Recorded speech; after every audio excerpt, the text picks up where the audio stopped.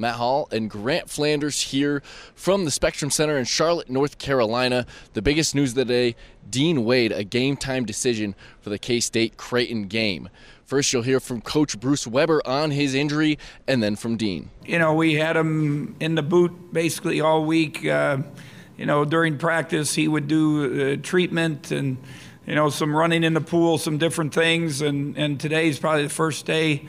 Let him do a little bit at it. We were in another gym. Just let him get some shooting and moving around. We'll let him shoot this afternoon and just see how he feels. It'd probably be a game time decision tomorrow. Well, the most important thing is his best interest for his future. Obviously, he's one of the better players. He's got not only a future with K-State, but hopefully in the NBA.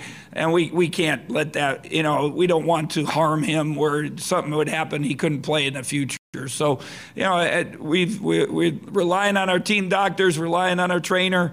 Dean wants to play. He wanted to play against Kansas on Friday night, and we just said for your future and to have a chance to play this week, we needed to sit him and rest him, and we'll just we'll see on how he feels, and then talking to the doctors and the trainers, we'll make the final decision. I'm doing good. Gets better every day, so it's doing better. Just a game time decision. Depends how I feel. I would love to be out there.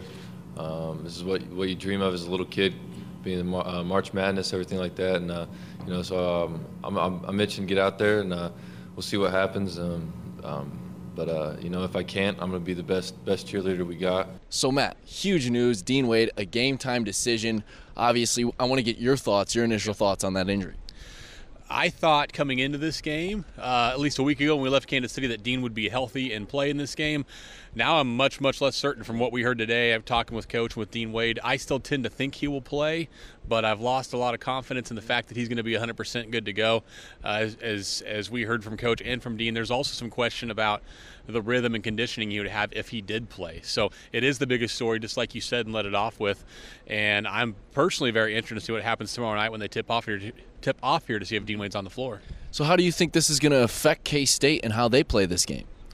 Immensely, to be honest with you. I think Dean Wade's the best player on the team, with all due respect to Barry Brown and the rest of the Wildcats, and I think he's a big reason why this team's a number 9 seed here in Charlotte for this tournament and why they have this opportunity. So without him, they're a significantly different basketball team. It's not to suggest that they cannot win tomorrow without Dean Wade. They absolutely can. They played well at times this year without him, so it's not going to be the end if he can't play, but for me or us or anybody here to pretend that not having Dean Wade wouldn't play a huge factor would be kind of misleading people. No doubt. And then who do you see having to step up for K-State, seeing that Dean Wade might not be 100%? Barry Brown is the obvious answer, but it's going to be tough for him. He'll probably have Kyrie Thomas on him, and Barry will do his thing. He was an All-Big 12 second-team selection for a reason, but it's going to take more than that, of course. I think Xavier Sneed, who we've really praised for his effort rebounding and playing defense and passing the basketball, will have to make shots tomorrow night for this to work out. And probably somewhere else, too. Cam Stokes shot it well in practice like he always does, and Bruce was complimentary of him. Guys like Mike McGurl and Ahmad Wainwright played last week well against Kansas. McCallum Wayne, of course, we could talk about, who had a huge game, had 29 against Kansas with Dean Wade out. So there are places it can come from, and Barry Brown will have to lead the way. But they'll need to get help from other places, even if Wade plays. I'm sitting here talking like he's not going to play when he more than likely will. But I think even if he does, they're going to need help, like you said, from other places. Now let's talk about the Creighton side of things. You obviously got Kyrie Thomas and then Marcus Foster. What kind of problems do they pose for this K-State defense? They're just a really, really good pair of basketball players. Marcus Foster's the name all the K-State fans know, and he's averaging over 20 a game this year, 20.3, shoots over 40% from three, and I think Greg McDermott said it well today. He's kind of that freshman Marcus Foster that K-State fans remember, but I'm not sure he's the biggest threat. Kyrie Thomas is a little bit more efficient offensively, and he's the best defender on this team. So those, I don't want to say it's the best pair of guards K-State's played this year, because of course they've played great ones at Kansas and Oklahoma and Texas Tech and throughout the Big 12, West Virginia, but it's a really good pair of guards. And their team in general, those two guys are the ones you got to worry about, just like you said, but they have a lot of shooters like you and I watched out here today.